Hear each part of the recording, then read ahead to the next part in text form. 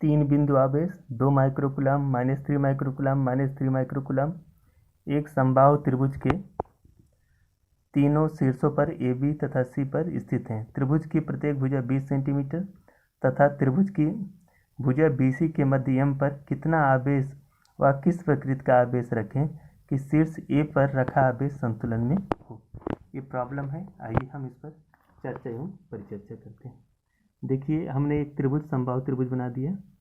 उसका मान क्या है? ABC, जिसकी प्रत्येक भुजा है 20 सेंटीमीटर अथवा 2 × 10⁻1 मीटर।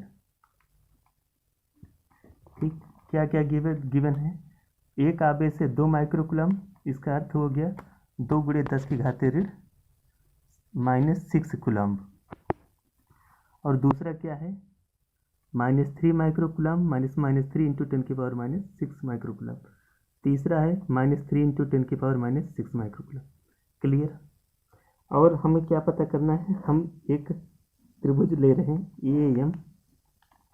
AMB, और ये कोण क्या है? 60 डिग्री क्या है? एक कोण 30 डिग्री क्या है?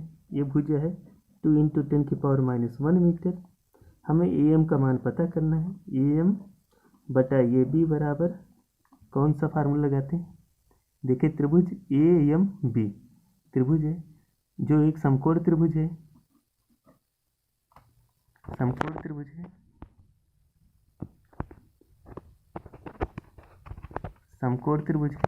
और AM/AB का मान क्या होता है? Sign 60 degree. AM बराबर क्या हो जाएगा? AB sine 60 degree. और AB का मान क्या है? 2 × 10⁻1, और साइन 60 का मान होता है √3/2। कट गया, क्या आ गया? √3 × 10⁻1 मीटर। AM का भी मान हमें पता चल गया। अब आए हम बल की बात करेंगे। बिंदु A पर B के द्वारा लगने वाला बल FAB की दिशा क्या होगी? अट्रैक्टिव बल होगा। ये जो है B को अपनी तरफ आकर्षित करेगा, तथा A पर C के द्वारा जो बल लगेगा, ये भी बल की प्रकृति क्या है? आकर्षणात्मक बल है FAC। ये भी इसको A को C अपनी तरफ आकर्षित करेगा। अब हमें क्या पता है? हमें पता है कि यदि किसी समांतर चतुर्भुज के दो संगत भुजाओं पर दो बल काम कर रहे हैं, A और B, तो इनका जो परिणामी बल होगा वह किससे प्रदर्शित होगा? उस समांतर चतुर्भुज के संलग्न विकर्ण के द्वारा प्रदर्शित होगा। और इसका विकर्ण का परिमाण क्या होता है? √A² + B² + 2AB cos θ। ये सूत्र है भैया। अब हम बात करेंगे FAB का मान क्या है? FAB का मान क्या है? K × 2 × 10⁻6 × 3 × 10⁻6 बटा इनके बीच की दूरी क्या है? 2 × 10⁻1 का होल स्क्वायर।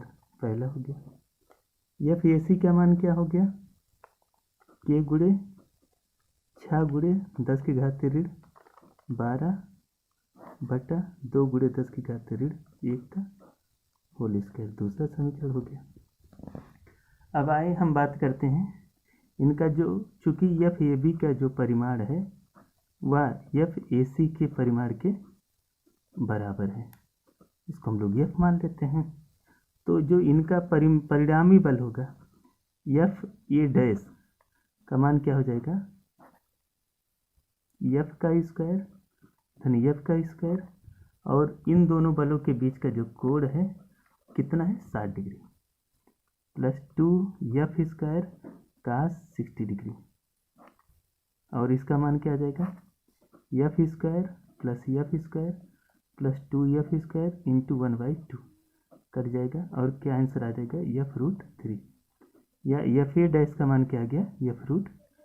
तीसरा समीकरण आ गया। अब प्रश्न उठता है कि जो इनका परिणामी बल होगा वह क्या होगा? F√3। अब ये बढ़ रहा है, एक बल नीचे की तरफ लग रहा है।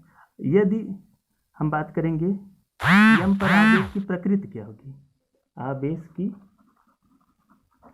की प्रकृति क्या होगी?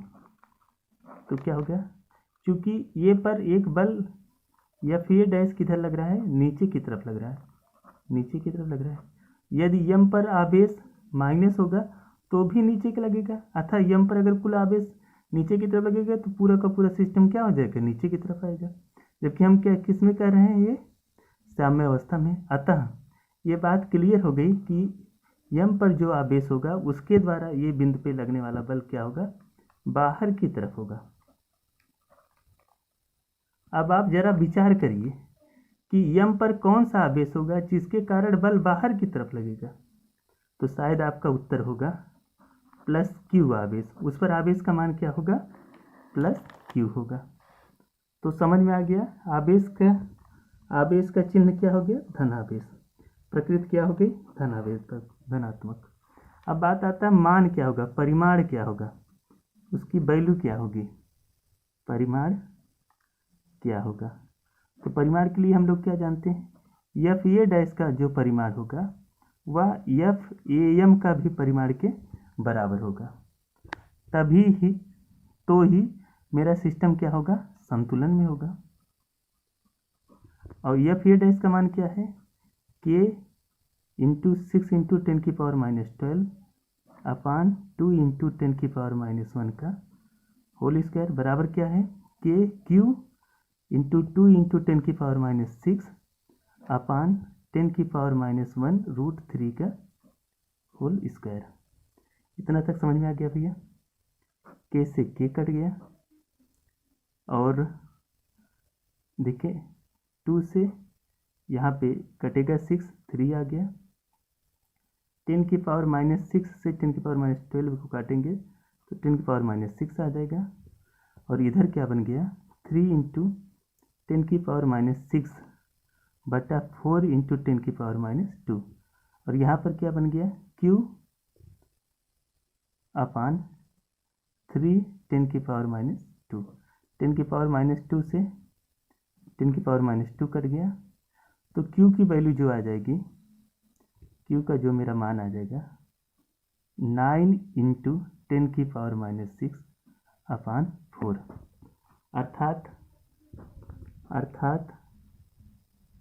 अर्थात Q का जो मान आ जाएगा 9/4 इंटू 10⁻⁻6 कूलम, या इसी को कहेंगे 4 2 जा 8 1 हुआ 10, 4 2 जा 8 2 5 2.25 इंटू 10⁻⁻6 कूलम। क्लियर, बात स्पष्ट हुआ। धन्यवाद।